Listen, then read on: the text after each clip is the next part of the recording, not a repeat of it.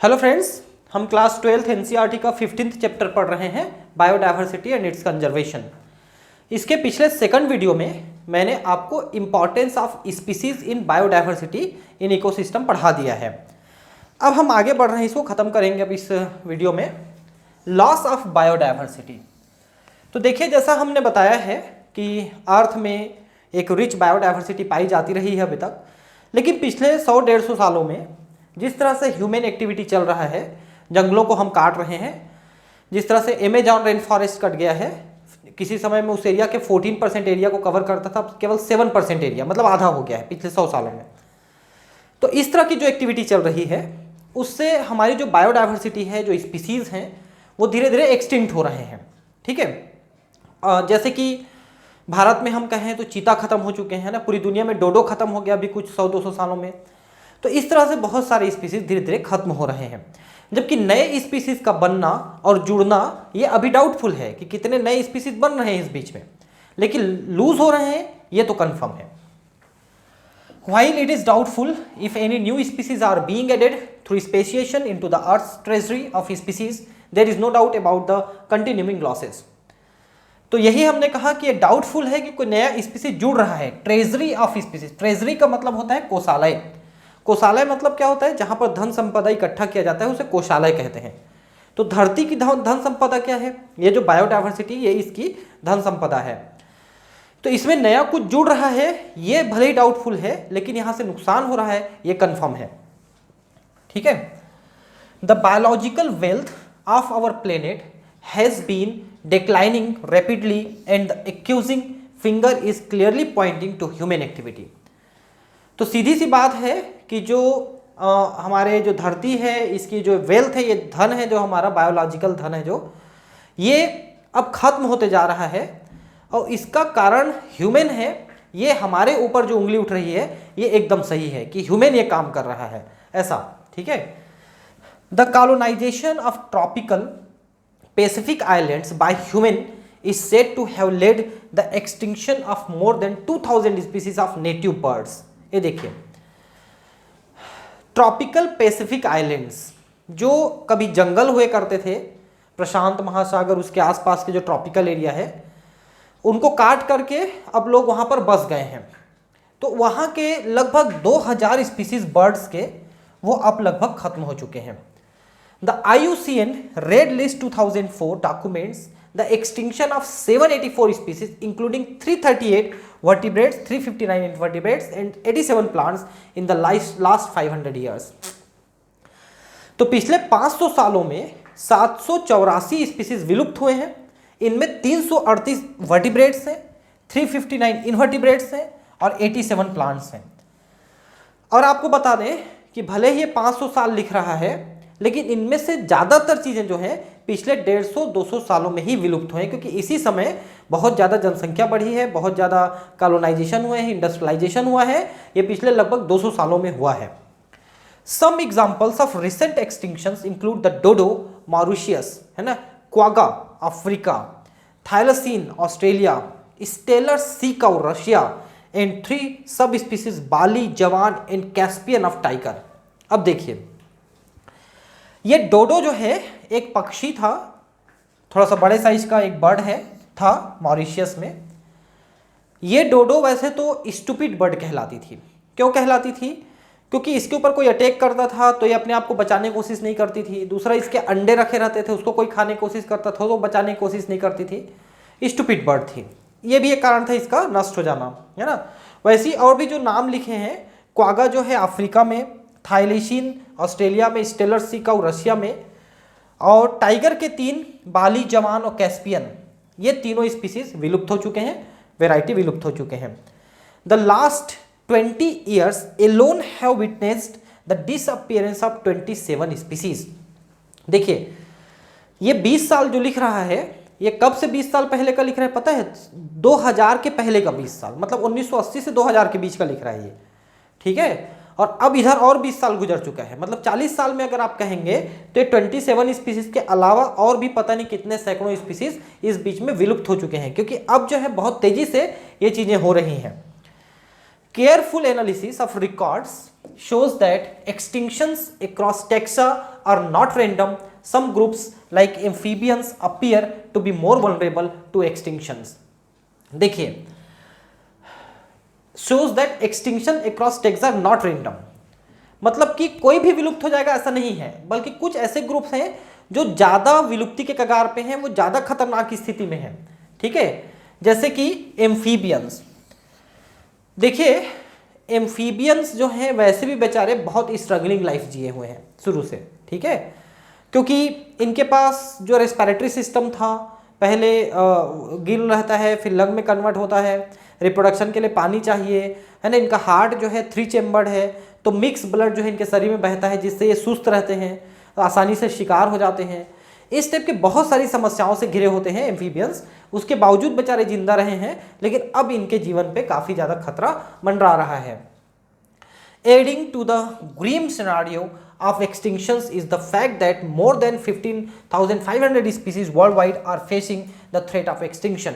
तो पूरी दुनिया में आज 15,500 ऐसे स्पीसीज हैं जो विलुप्ति के कगार पे हैं, जो हमारे रेड डाटा बुक में वो रेड जोन में आते हैं कि अब ये विलुप्ति के लगभग कगार में है। अगर इनको नहीं बचाया गया तो नष्ट हो जाएंगे कुछ दिनों में, कुछ सालों में।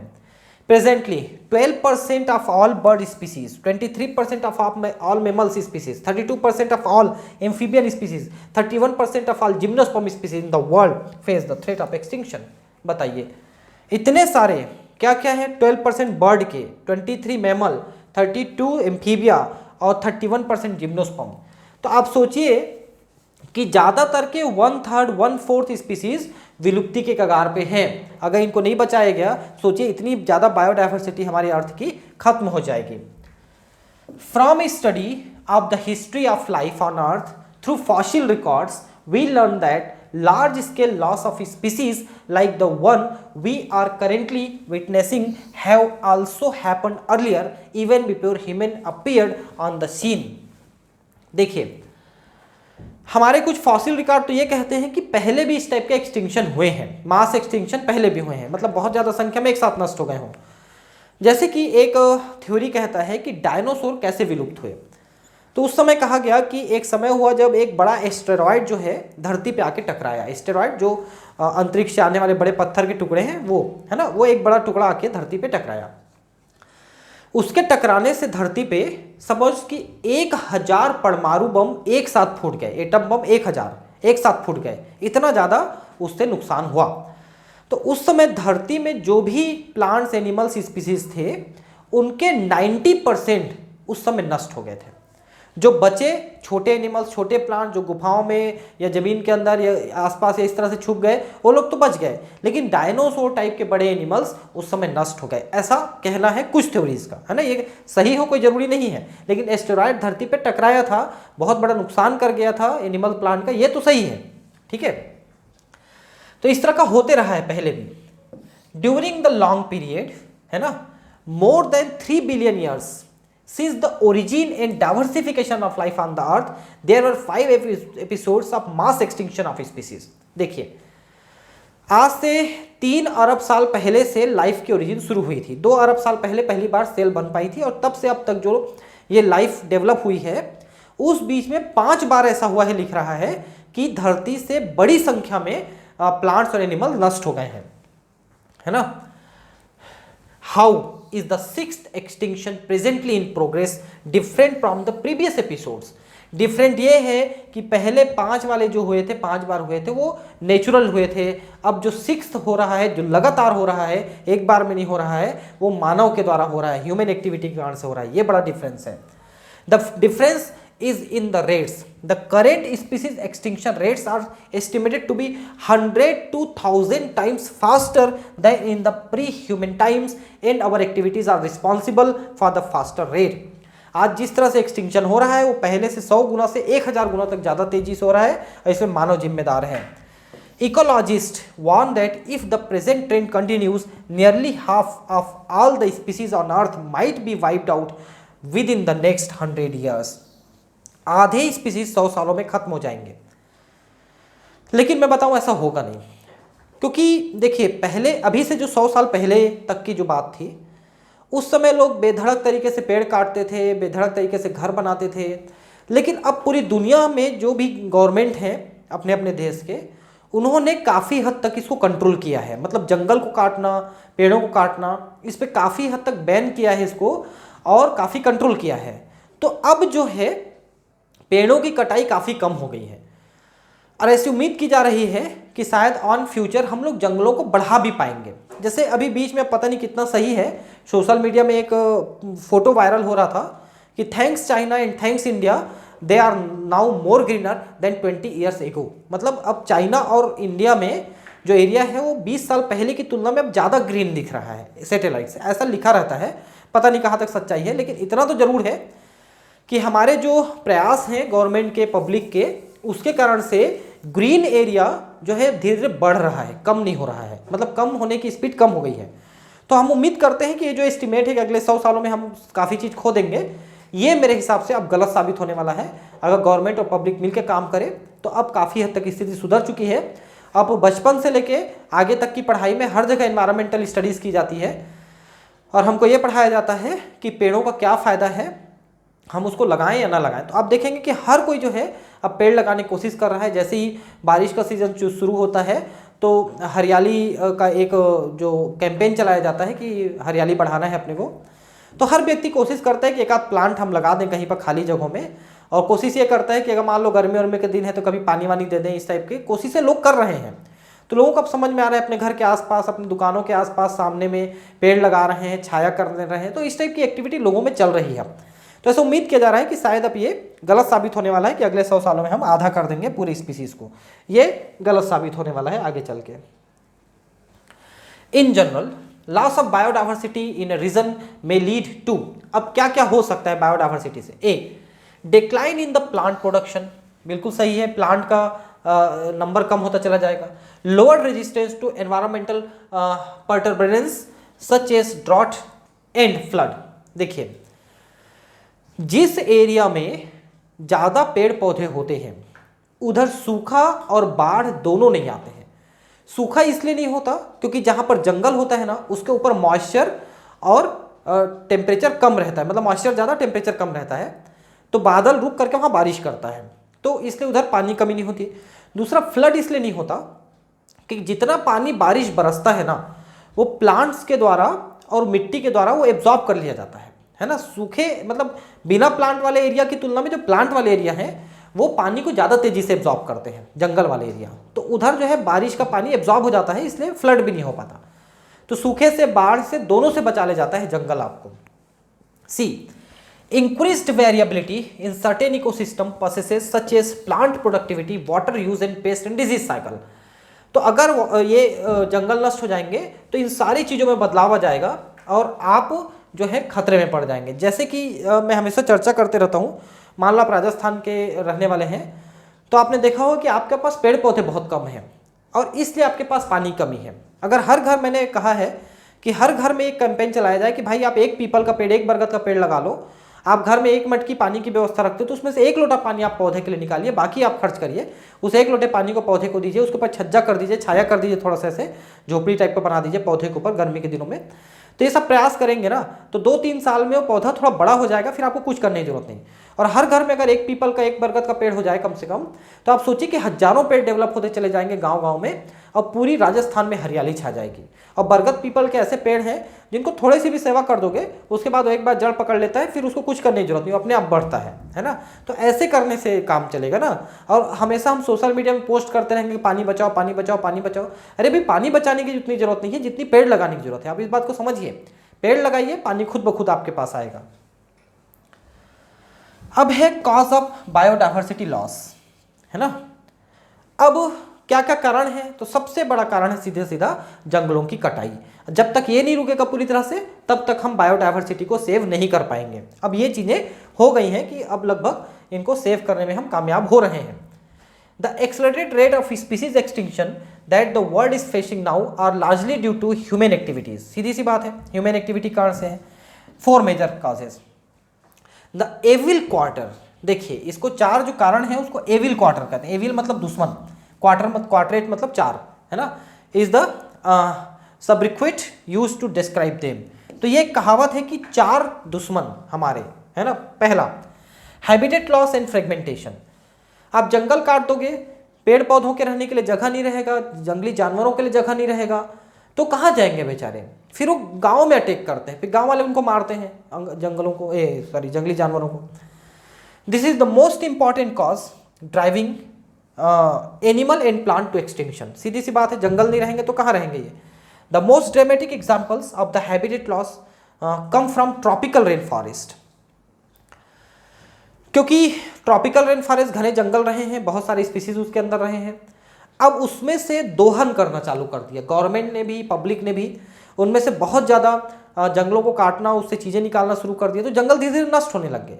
यही हुआ अमेजॉन रेन फॉरेस्ट में, जो 14% एरिया में थे 7% एरिया में रह गया। ये लगभग हर देश की बात है। Once covering more than 14% area, 14% of the earth land surface, these rain forest now cover no more than 6%। देखिए 6% में रह गया, 14% की जगह में। इतना एरिया कवर्ड था पहले। They are being destroyed fast, ये और नष्ट होते जा रहे हैं। By the time you finish reading this chapter, 1000 more hectares of rain forest would have been lost. इस चैप्टर को पढ़ने में आपको 2 से 3 दिन लगेंगे, और उस बीच में 1000 हेक्टेयर रेन फॉरेस्ट और काट दिए जाएंगे। ये एस्टिमेट है, अब ऐसा नहीं हो रहा है भाई ना, अब ये स्पीड काफ़ी कम हो गया है, लोगों ने कंट्रोल कर लिया है, देशों ने। The Amazon forest, it is so huge that called lungs of the planet, harboring probably millions of species, is being cut and cleared for cultivating soya beans or for conversions to grassland for raising beef cattle। ये देखिए Amazon rain forest को या तो soybean की खेती के लिए काटा गया, या फिर उसमें घासें उगाई गई जिसमें कैटल्स पाले गए, है ना। और कैटल को किस लिए? बीफ के लिए, मांस के लिए, है ना, उनको काट के मांस के रूप में बेचने खाने के लिए। तो जब इंसान इतना ज़्यादा स्वार्थी हो जाएगा ना, तो फिर प्रकृति जो है ऐसी कोरोना वायरस टाइप की चीज़ें फैलाएगी और उस चीज़ को बर्बाद करती चली जाएगी। आज चीन जो है प्रकृति के साथ इतना खिलवाड़ करते रहा है, कुछ भी खाते रहा है, कुछ भी करते रहा है, अचानक से कोरोना वायरस फैला, लाखों लोग निपट गए, है ना। तो इस टाइप का जो है प्रकृति जो है अपने हाथ में जब लेती है ना कंट्रोल, तो फिर आपके हाथ में कुछ नहीं रहेगा। इसलिए जब तक प्रकृति आपको सपोर्ट कर रही है, आप सुधर जाइए, एक पेड़ लगाइए, उसकी सेवा करिए। देखिए मैं आपको एक और तरीका बता रहा हूँ पेड़ के लिए, अगर आप थोड़ा सा करना चाहते हो तो। जैसे मान लो आपने यहाँ पर कोई पौधा लगाया है, ठीक है, और यहाँ पर भी एक पौधा लगाया है, मतलब करीब आप इस बीच में 2 मीटर का गैप रखिए, ठीक है, और दोनों के बीच में भी एक गड्ढा खोदिए, एक बड़ा सा गड्ढा खोदिए, और उसमें एक मटके को गाड़ दीजिए, मटका इसके अंदर गाड़ दीजिए, ठीक है। ऐसे मुंडी थोड़ा सा ऊपर रहे, बस हल्का सा, एकदम ऊपर भी नहीं, मतलब लगभग बराबर लेवल में, धरती के बराबर लेवल में इसकी मुँह रहे मटके की। और अब आप इस मटके को पानी से भर दीजिए और मटके को ढक दीजिए। उसी के ढक्कन आता है ना, जो कैप आता है ऐसे मिट्टी का ही बना हुआ रहता है, उसको आप ले लीजिए, उसको ढक दीजिए मटके में, बस छोड़ दीजिए, आपको कुछ नहीं करना है। ये पानी जो है रिस करके ये पौधे तक पहुँचेगा धीरे धीरे धीरे धीरे, और पौधे की जड़ों को मिलता रहेगा। अब एक मटका आपने जहाँ पर गाड़ा है ना, उसके चारों तरफ आप 1-1 मीटर की दूरी में 4-5 पौधे लगा सकते हैं। लेकिन चूंकि पौधा बड़ा आप लगा रहे हैं, पीपल है, बरगद है, इस टाइप की चीज़ें लगा रहे हैं, तो आप बहुत ज़्यादा डेंस मत लगाइए, आप 2 पौधे ही लगाइए, थोड़ा दूर दूर में लगा दिए, बहुत ज़्यादा दूर नहीं, मटकी से 1 मीटर इधर, मटकी के 1 मीटर इधर, तो 2 मीटर का गैप हो जाएगा, उतना बहुत है। उतने दूर तक पानी जो है रिस कर मटके से पहुंचता रहेगा। और मटका कोई बहुत ज़्यादा दिक्कत वाली बात नहीं, हर किसी घर में एक आध कोई एक्स्ट्रा मटका पड़ा रहता है, मिट्टी का घड़ा, उसको आप इस्तेमाल कर सकते हैं, नहीं तो मार्केट से खरीद लीजिए, ऐसा नहीं है, 30-40 रुपये का एक मटका आ जाता है, करसा जो है, उसको आप लगा दीजिए ऐसा। तो ये एक बहुत अच्छा टेक्निक है जिससे पौधे को आपको रोज पानी देने की जरूरत नहीं पड़ेगी। आप 2-3 दिन 4 दिन में देखिए मटका खाली हो रहा है, तो आप उसमें पानी भर दीजिए, वो खुद ब खुद वो लेते रहेंगे प्लांट्स, और इससे क्या है, नुकसान भी नहीं होता पानी का, है ना, आपको बार बार देने की भी जरूरत नहीं पड़ती है। तो ये एक बहुत अच्छा टेक्निक है जो हमने करके देखा है, ठीक है। Besides total loss, the degradation of many habitats by the pollution also threatens the survival of many species. तो पॉल्यूशन एक बड़ा कारण है कि कई जगह कोई स्पीसीज नष्ट हो जाते हैं, विशेषकर प्लांट स्पीसीज इससे काफ़ी प्रभावित होते हैं, एनिमल तो प्रभावित होते ही हैं। When large habitats are broken up into smaller fragments due to various human activities, mammals and birds requiring large territories and certain animals with migratory habits are badly affected, leading to population decline। तो जब आप बड़े जगह को जो जंगल के रूप में छोटे छोटे एरिया में बांट देते हैं, उसमें कॉलोनी बना देते हैं, तो वो एनिमल्स जो बड़े जगह में रहने के लिए अडॉप्टेड हैं, या जो माइग्रेटरी बर्ड्स वगैरह हैं जो आते हैं घने जंगलों में या ऐसी जगहों में, उनका जो रहना है वहाँ मुश्किल हो जाता है और फिर उनकी पॉपुलेशन तेज़ी से कम होने लगती है। तो हैबिटेट लॉस जो है ये सबसे बड़ा कारण रहा है किसी भी स्पीसीज के विलुप्त होने पर। दूसरा है ओवर एक्सप्लॉयटेशन। तो नेचर जो है हमको हमेशा से बहुत सारी चीज़ें देती रही हैं और उससे हम फ़ायदा उठाते रहे हैं, ठीक है। अब क्या हुआ देखिए, human have always dependent on nature for food and shelter. तो हम भोजन के लिए, आवास के लिए नेचर पे डिपेंड करते हैं। But when need turns to greed, जब हमारी जरूरत जो है लालच में बदल जाती है तो it leads to over exploitation of natural resources.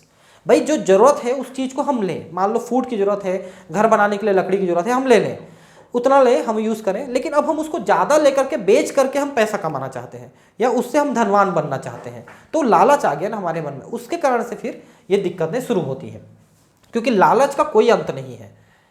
Many species extinctions in the last 500 years, Steller sea cow, passenger pigeon were due to over exploitation by human. ये देखिए, इनका जो ज़्यादा उपयोग कर दिया गया, इनका नहीं, इनके शेल्टर का, इनके आवास का नुकसान हुआ, तो ये नष्ट हो गए। Presently many marine fish populations around the world are over harvested endangering the continued existence of some commercially important species। समुद्र से हम बहुत ज़्यादा मछली पकड़ने लग गए हैं। ह्यूमन की जनसंख्या जैसे जैसे बढ़ती गई, विशेषकर देखिए हमने जो एस्टिमेट किया कि समुद्र किनारे के जो जगह हैं, जो शहर हैं, जो स्टेट्स हैं जहाँ पर समुद्र है, उधर के लोगों में जनसंख्या बढ़ाने की ज़्यादा प्रवृत्ति देखी गई है। कारण ये है कि उनको खाने पीने, पैसे कौड़ी की उतनी ज़्यादा दिक्कत नहीं होती, क्योंकि समुद्र से उनको फ्री में सारी चीज़ें मिलती रहती हैं। तो वो लोग आबाद तरीके से जनसंख्या बढ़ा दिए। अब जनसंख्या बढ़ा तो उनके लिए भी जरूरत समुद्र से ही निकाला गया। तो जो पहले एक आदमी जाके समुद्र से मछली पकड़ के लाता था, उसके परिवार में अब 4 लोग हो गए, 5 लोग हो गए, वो सभी जाके मछली पकड़ने लग गए। इसके कारण से ना समुद्र में मछलियों की कमी होने लग गई। आप सोचिए कितना बड़ा समुद्र, कितनी कमी हो सकती है, लेकिन इतना ज़्यादा एक्सप्लॉयटेशन कर दिया गया कि अब समुद्र में मछलियों की कमी होने लग गई। आप सोचिए कि मानव किस स्तर तक चला गया है और किस स्तर तक और जाने वाला है। Alien species इन्वेशंस। एलियन का मतलब मैंने पहले बताया है कि दूसरे जो ग्रह से आते हैं वो वाला एलियन नहीं है। ये एक एरिया से, मतलब एक एरिया में जो नेटिव है उसके अलावा बाहर से कोई दूसरा स्पीसीज आ जाए वहाँ पर और वो अपनी जनसंख्या को एकदम बहुत तरीके से बढ़ाने लग जाए, क्योंकि वहाँ पर ना तो उसका प्रेडेटर है ना कॉम्पिटिटर है, तो वो एकदम से बढ़ाने लग जाता है। लेकिन वो कॉम्पीट करता है लोकल वाले से उसकी जनसंख्या को कम करने के लिए। तो लोकल वाला बेचारा उसको कॉम्पीट नहीं कर पाता, उसका प्रीडेटर नहीं है, क्योंकि लोकल वाले का तो प्रीडेटर है, उसका खुद का दुश्मन वहाँ बैठा है और बाहर वाला आके भी उसका दुश्मन बन गया और उसका कोई दुश्मन नहीं है। तो इस तरह से वो बेचारा इसमें दिक्कत में आने लग जाता है जो लोकल स्पीसीज है, और वो धीरे धीरे नष्ट होने लगता है। देखिए जैसे कि यहाँ पर when alien species are introduced unintentionally or deliberately for whatever purpose, some of them turn invasive and cause decline or extinction of indigenous species।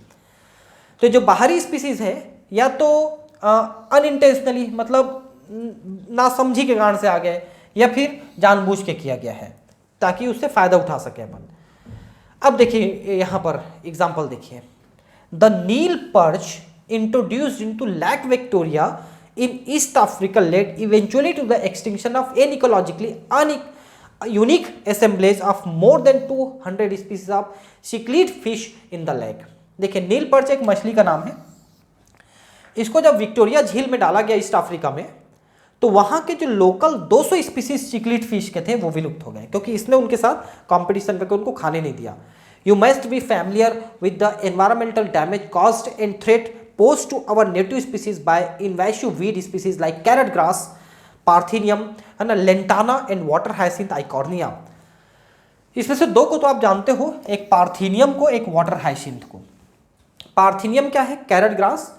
ये गाजर की तरह दिखने वाला एक पौधा होता है जो आजकल खाली जगह पे हर जगह उगा हुआ मिलेगा आपको। ऐसे वाइट वाइट कलर के छोटे छोटे फ्लावर्स होते हैं उसमें, और एकदम पूरा उग गए हैं हर जगह, आप जरूर देखे हो इसको, एकदम गाजर जैसा पौधा दिखता है। इसको कैरेट ग्रास कहते हैं, पार्थीनियम, कांग्रेस ग्रास भी कहते हैं इसको। तो ये जो है जितने खाली जगह हैं उनको भर दे रहा है और ये जहरीला पौधा है। जहाँ पर उग गया उसके आसपास दूसरा पौधा उग ही नहीं सकता है, इतना जहरीला पौधा है ये। और दूसरा वाटर हाइसिंथ के बारे में बात कर रहा था, आइकॉर्निया। ये इतनी इतनी चौड़ी चौड़ी पत्तियाँ होती हैं और ये वाटर बॉडीज़ में डेवलप करता है। और जहाँ आप देखे होंगे तालाब है, गड्ढे हैं, पानी है, जहाँ ये बिल्कुल भर चुके हैं, एकदम बुरी कदर से डेवलप कर चुके हैं। और इसको तो बंगाल का टेरर भी कहा जाता है, क्योंकि मछलियों का पालन रुक गया इसके कारण से। पूरा ये ऑक्सीजन खींच लेता है, मिनरल खींच लेता है, मछलियों के लिए कम हो जाता है और वो मर जाती हैं। तो मछलियों का पालन नहीं हो पाता, इसलिए इसको पीरियोडिकली निकालना पड़ता है। और इसको कितना भी निकालो वापस डेवलप हो जाता है, क्योंकि इनके जो अंडरग्राउंड पार्ट है वो बचे रहते हैं और जैसे ही फ्री होते हैं ये वापस उसमें डेवलप कर जाते हैं पानी में। The recent illegal introduction of the African catfish Clarias gariepinus for aquaculture purpose is posing a threat to the indigenous catfish in our rivers. तो ये क्लेरियस गैरियपिनस ये एक कैटफिश है, इसको लाया गया नील नदी वगैरह में डाला गया और बाहर से लाया गया। तो ये लोकल के जो कैटफिश थे उनको इसने नष्ट करना चालू कर दिया। ये बड़े साइज का कैटफिश है और छोटे कैटफिश को खुद खा जाती है ये, है ना, ऐसा है। तो जो एलियन स्पीसीज हैं वो लोकल स्पीसीज के लिए जो है भयंकर टाइप से हार्मफुल होते हैं और इनसे बचना जो है मुश्किल हो जाता है लोकल स्पीसीज को। नेक्स्ट है को एक्सटिंक्शंस। को एक्सटिंक्शन क्या है? एक स्पीसीज दूसरे स्पीसीज पे डिपेंड कर रहा है खाने पीने के लिए, पॉलिनेशन के लिए या इस टाइप का कोई चीज़ के लिए। अब वो स्पीसीज नष्ट हो गई जिस पे वो डिपेंड कर रहा है, अब उसके नष्ट होने से ये भी नष्ट हो जाएगा क्योंकि इसका काम नहीं चलेगा। मान लो एक प्लांट है जो केवल एक ही इंसेक्ट से पॉलिनेट करता है। अब मान लो वो इंसेक्ट नष्ट हो गया, इस प्लांट का पॉलिनेशन नहीं होगा, अल्टीमेटली इस प्लांट की धीरे धीरे मौत हो जाएगी, नया कोई प्लांट बन नहीं पाएगा, लाइक दिस। तो इसे को एक्सटिंक्शन कहते हैं, एक साथ एक्सटिंक्ट होना। When a species become extinct, the plant and the animal associated with it in an obligatory way also become extinct. तो जो दूसरा उसके ऊपर डिपेंड करता है वो मर जाएगा। When a host fish species become extinct, its unique assemblage of parasites also meet the same fate. तो अगर कोई ऐसा फिश मर जाता है जिसके ऊपर बहुत सारे पैरासाइट डिपेंड कर रहे हैं, तो इस फिश के मर जाने से पैरासाइट भी मर जाएंगे। Another example is the case of co-evolved plant pollinator mutualism, where extinction of one invariably leads to the extinction of the other. तो मैंने कहा ना कि पॉलिनेटर नष्ट हो जाएगा तो प्लांट बेचारा कहाँ से रिप्रोडक्शन करेगा, वो तो मर ही जाएगा। ठीक, अब है बायोडायवर्सिटी कंजर्वेशन। हम कैसे बचा सकते हैं, हमने क्या क्या प्रयास किया है ना, इस पे हम बात करेंगे। तो इसका प्रयास जो है आज से करीब 50-60 साल पहले से ज़्यादा हो रहा है कि हम जंगलों को बचाएं। हर देश ने अपने यहाँ जंगलों को बचाने के लिए अलग अलग नियम कानून पास किए हैं, है ना, लोगों को समझाया है ना, बच्चों को पढ़ाना शुरू किया, बड़ों को पढ़ाना शुरू किया, और तब जाके आज पिछले 50 सालों में ये थोड़ा सा इसका प्रभाव दिखने लगा है, इसका जो है परिणाम मिलने लगा है कि अब लोगों के समझ में आ गया है और लोग पौधे लगा रहे हैं, जंगल काटने से बच रहे हैं, ऐसा है। पहला, why should we conserve biodiversity? तो उसके कारण से हम जिंदा हैं, लोग जिंदा हैं, दूसरे एनिमल, दूसरे प्लांट जिंदा हैं एक दूसरे के कारण से। अगर एक नष्ट होता है दूसरा नष्ट होने के कगार पे आ जाएगा, इसलिए बचाना जरूरी है। There are many reasons, some obvious and others not so obvious, but all equally important. कुछ बहुत जरूरी है, कुछ कम जरूरी है, लेकिन सब बराबर इंपॉर्टेंट है। दे can be grouped into 3 categories: narrowly utilitarian, broadly utilitarian and ethical. तो जिनका बहुत ज़्यादा उपयोग है, जिनका थोड़ा कम उपयोग है और जिनका कुछ धार्मिक महत्व है, ऐसे चीज़ें। तो पहला, द नैरोली यूटिलिटेरियन। देखिए, नैरोली यूटिलिटेरियन का मतलब है जिनका हम थोड़ी कम मात्रा में उपयोग करते हैं, उनकी नैरो यूटिलिटी है, ऐसा। Arguments for conserving biodiversity are obvious.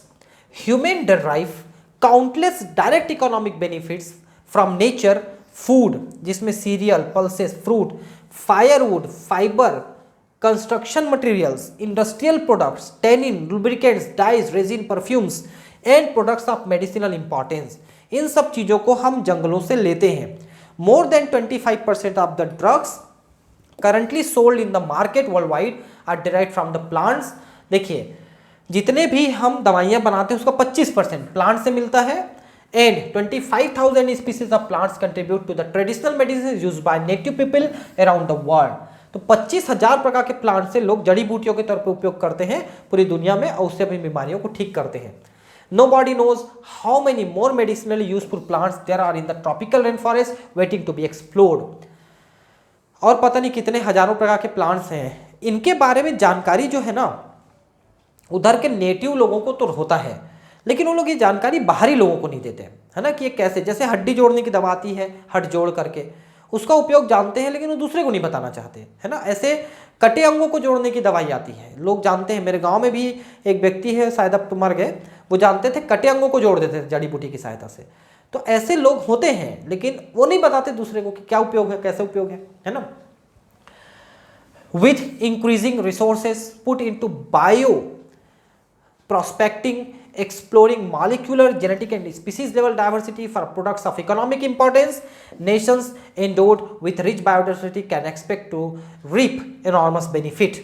तो अगर हम जेनेटिक लेवल पे, बायोकेमिकल लेवल पे हम इसको एक्सप्लोर करें कि कौन से केमिकल किससे निकाल सकते हैं अपन, तो फिर इसका एक बहुत बड़ा फायदा हमको मिल सकता है, गवर्नमेंट को मिल सकता है, लोगों को मिल सकता है इससे। The broadly utilitarian argument says that biodiversity plays a major role in many ecosystem services that nature provides. तो बड़ा उपयोग क्या है, तो नेचर जो है हमको जो सर्विसेज देता है, जैसे the fast dwindling Amazon forest is estimated to produce through photosynthesis 20% of the total oxygen in the earth atmosphere. देखिए अमेज़न रेन फॉरेस्ट पूरी दुनिया का 20% ऑक्सीजन देती है बोल रहा है, और वही तेजी से काटे जा रहे हैं। तो ऑक्सीजन देना कितना बड़ा उपयोग है आप सोच सकते हैं। Can we put an economic value of this service by nature, क्या आप इसका कीमत निकाल सकते हो। एक सिलेंडर जो ऑक्सीजन खरीदते हैं बीमार आदमी को चढ़ाने के लिए वो हजारों रुपए का आता है, और सोचिए कि कितना रुपए का होता होगा। You can get some idea by finding out how much your neighbourhood hospital spends on a cylinder of oxygen. देखिए कितना रुपए का एक सिलेंडर आता है ऑक्सीजन, और ये पूरी दुनिया का 20% ऑक्सीजन दे रहा है। Pollination without which plant can not give us fruits और सीड्स इज अनदर सर्विस। हाँ, पॉलिनेशन करता है इंसेक्ट वगैरह, उसका क्या कीमत है। Ecosystem provides through pollinators layers बीज, बम्बल बीज, बर्ड्स एंड बैट्स, ये सब पॉलिनेशन करते हैं। What will be the cost of accomplishing pollination without help from natural pollinators. अब अगर ये पॉलिनेटर नष्ट हो जाए, मैं आपको बताऊं कि दुनिया से अगर आप सिर्फ हनी बी को नष्ट कर देना तो आपको ज़्यादातर फल फ्रूट्स वगैरह खाने को नहीं मिलेंगे, सिर्फ अनाज मिलेगा आपको, क्योंकि अनाज वाले पौधे जितने भी हैं, धान चावल गेहूं वगैरह, वो एयर पॉलिनेटेड है, एनीफोफिली, तो वो तो आपको मिल जाएंगे। लेकिन जो बाकी फ्रूट्स हैं, सब्जियां हैं, ये सब नहीं मिलेंगे आपको, वो सब इंसेक्ट के द्वारा पॉलिनेटेड है। There are other intangible benefit that we derive from nature, the aesthetic pleasure of walking through thick wood, watching spring flower in the full bloom और walking up a bulbul song in the morning. देखिए क्या क्या है कि आप थोड़े से thick would में चलते हैं, मतलब थिक वुड का मतलब जहाँ पर थोड़ा घना पेड़ पौधा हो, वो कह रहा है। Watching spring flower in full bloom, बसंत ऋतु में जो बहुत सारे फ्लावर्स खिलते हैं हर जगह, उसको देख के आपको क्या खुशी होती है ना। या फिर आप जब मॉर्निंग में या इवनिंग में निकलते हैं और बहुत सारी पक्षियां चहचहाते रहते हैं, उनको सुन के आपको कितना अच्छा लगता है। Can we put a price tag on such thing, क्या आप इनकी कीमत दे सकते हैं या निकाल सकते हैं, तो बिल्कुल नहीं निकाल सकते हैं। ठीक है, काफ़ी बचा हुआ है अभी, चलिए हम फटाफट पढ़ते हैं, इसको ख़त्म करना है आज नहीं हो। ठीक है,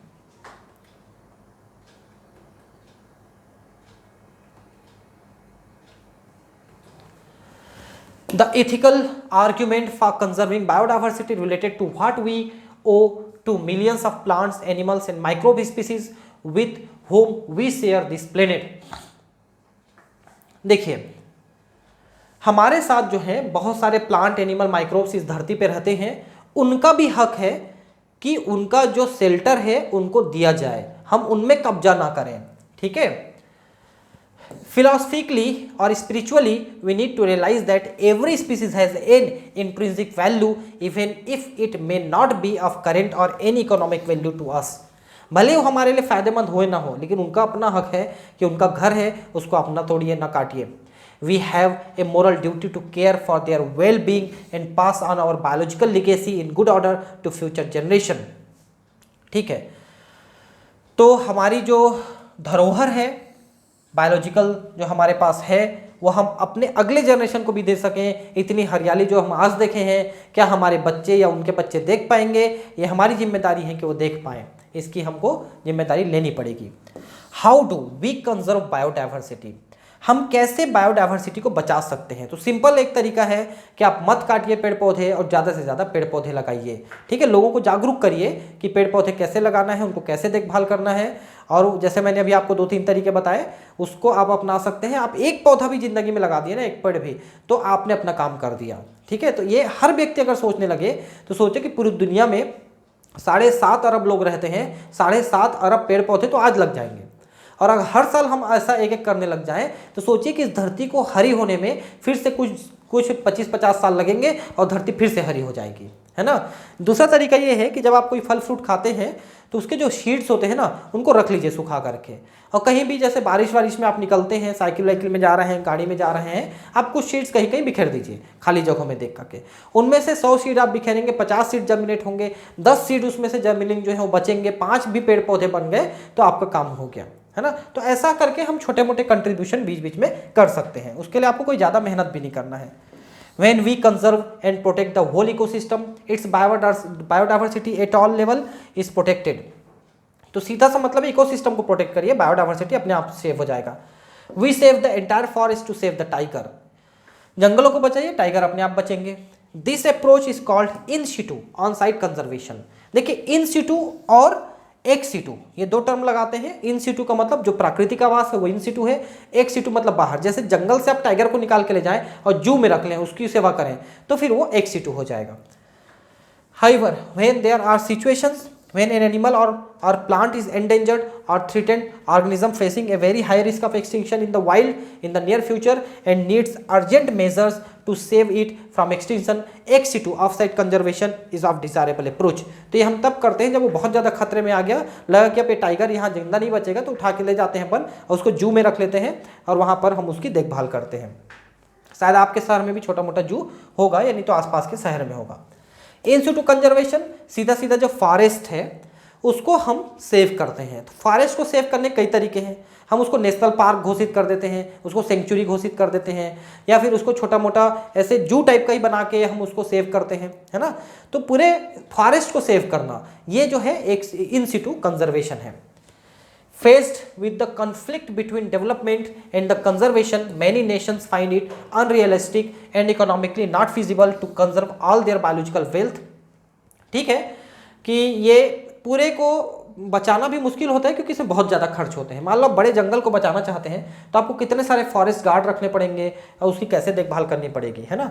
invariably the number of species waiting to be saved from extinction far exceeds the conservation resources available. ठीक है,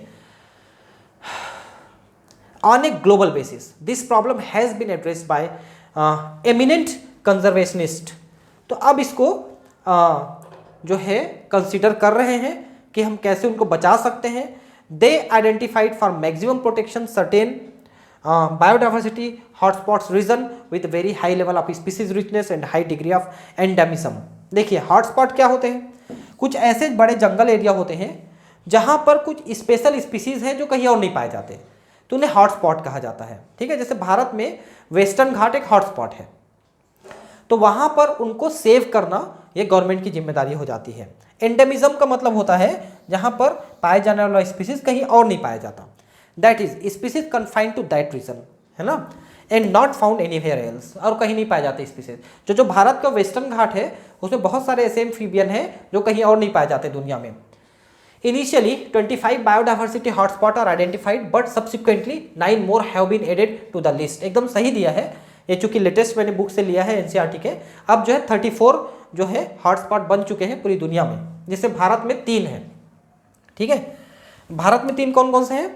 एक तो है वेस्टर्न घाट, दूसरा है इंडो बर्मन, और एक और है कोई, ठीक है, मेरे को एग्जैक्टली ध्यान नहीं आ रहा है। 3 हॉटस्पॉट भारत में है, bringing the total number of biodiversity hotspot in the world to 34। एकदम सही है, 34 हो चुका है। These hotspot are also region of accelerated habitat loss. अभी लेकिन इनमें बहुत ज़्यादा नुकसान हो रहा है, लोग जो गवर्नमेंट है इसमें लोग हैं इसको काट रहे हैं, तो उनको रोकना जरूरी है। 3 ऑफ दीज हॉटस्पॉट, ये देखिए आगे नाम, Western Ghat and Sri Lanka, Indo Burma and Himalaya ये देखिए 3 आ गए, ठीक है।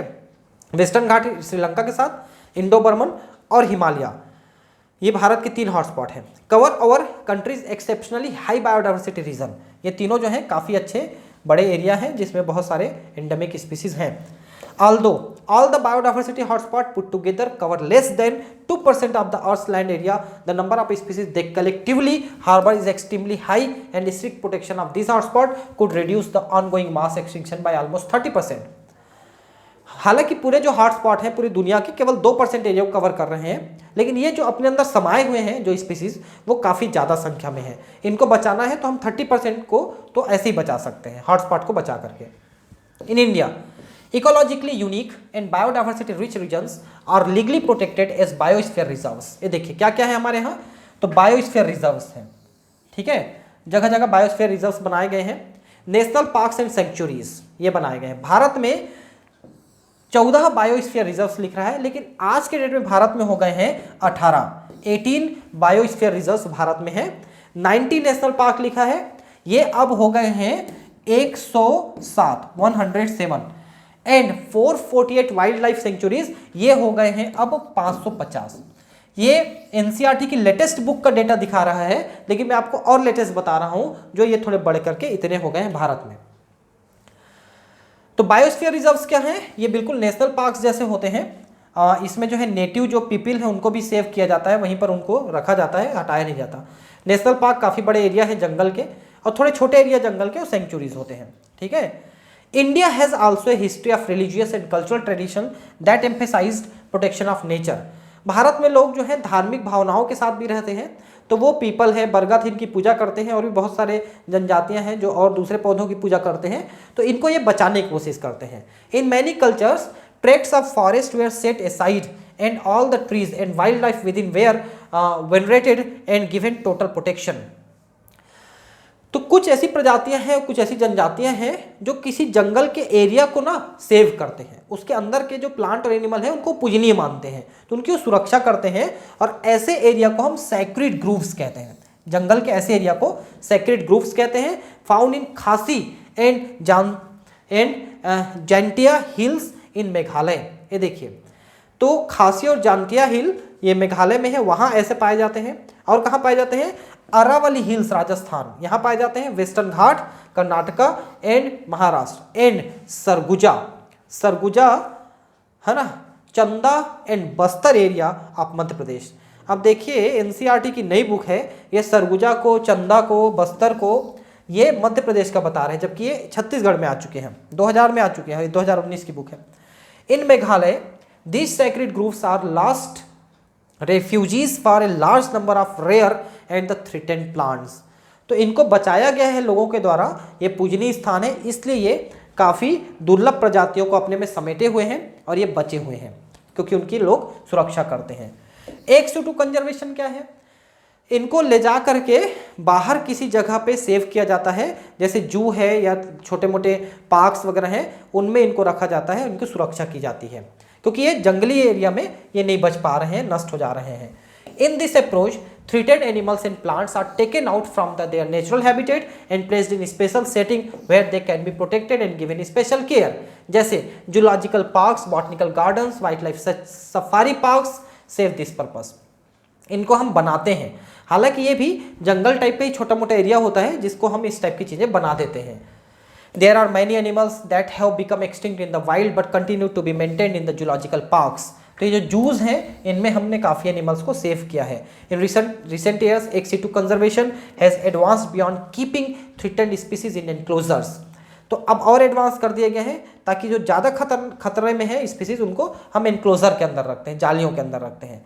Now, gametes of the threatened species can be preserved in viable and fertile condition of long period using cryopreservation technique।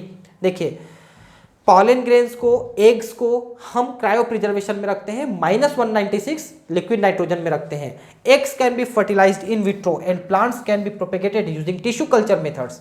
इनके द्वारा हम प्लांट्स को बनाते हैं। Seeds of different genetic strains of commercially important plants can be kept for long period in the seed banks। ये देखिए seed bank में हम रख लेते हैं सीड्स को, और जब चाहें हम उससे नए प्लांट बना सकते हैं। इस तरह से उनको सीड बैंक में सुरक्षित रखते हैं।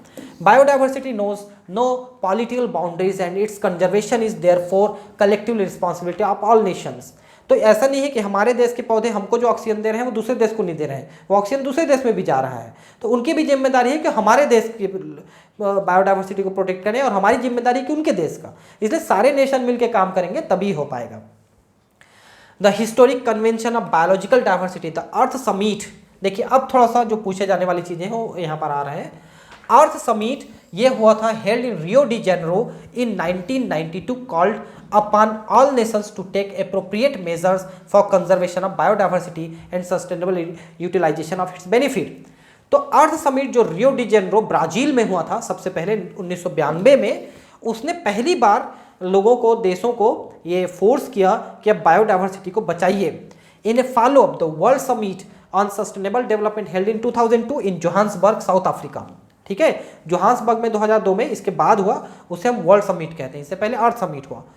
190 countries pledged their commitment to achieve by 2010 a significant reduction in the current rate of biodiversity loss at global, region and local level। तो 2010 तक हम कंट्रोल कर लेंगे, ऐसा इन्होंने 190 कंट्रीज ने इसमें अपने हस्ताक्षर किए थे और अपनी कमिटमेंट दी थी। ठीक है, अब कितना बचा कितना नहीं बचा ये तो बहस का मुद्दा है, क्योंकि ऐसा है कि साइन कर देना, कमिट कर देना अलग बात होता है, लेकिन उसको फॉलो करना मुश्किल काम होता है। तो बायोडाइवर्सिटी बचाने के लिए आप काम कर सकते हो, मैं काम कर सकता हूँ। मैं भी हर साल काफ़ी पौधे लगाता हूँ अपने आसपास, कॉलेज में, स्कूलों में, खाली ज़मीनों में। तो आप एक पौधे तो लगाइए, उसकी तो सुरक्षा करिए, अपने आप सब कुछ बचेगा, आपको अपने आप पानी मिलेगा, अपने आप ऑक्सीजन मिलेगा। ठीक है दोस्तों, मिलते हैं फिर अगले क्लास में। ये तो चैप्टर खत्म हो गया 15 वाला। अब एक लास्ट चैप्टर बचा है एनवायरमेंटल इश्यूज़ का, वो अगले 2 दिन में ख़त्म हो जाएगा। और फिर हम चालू कर रहे हैं केमिस्ट्री, और केमिस्ट्री में हिंदी और इंग्लिश 2 अलग अलग मैं चैनल बना चुका हूँ। इंग्लिश वाले में कुछ काम भी कर चुका हूँ मैं, हिंदी वाले में काम अभी चालू होने वाला है, और दोनों चैनल पैरेलल चलेंगे मेरे, दोनों में टॉपिक्स एक साथ आएंगे। और आप हिंदी मीडियम को तो हिंदी का देखिएगा, इंग्लिश मीडियम को तो इंग्लिश का देखिएगा। हालांकि जो टीचिंग लैंग्वेज मेरी मिक्सिंग रहेगी, उसमें प्योर इंग्लिश प्योर हिंदी नहीं करूँगा, लेकिन जो लिखा हुआ रहेगा, जैसे अभी इंग्लिश में लिखा हुआ है वो हिंदी में लिखा रहेगा और इंग्लिश में लिखा रहेगा। 2 अलग अलग चैनल मेरे चलने वाले हैं केमिस्ट्री में। आगे फ्यूचर में मैं बायोलॉजी का भी हिंदी का चैनल बनाने वाला हूँ, थोड़ा सा समय का अभाव हो जाता है, फिर जैसे ही समय मिलता है मैं इसमें भी काम करूँगा। तो ठीक है फ्रेंड्स, मिलते हैं अगले क्लास में। Thank you, bye.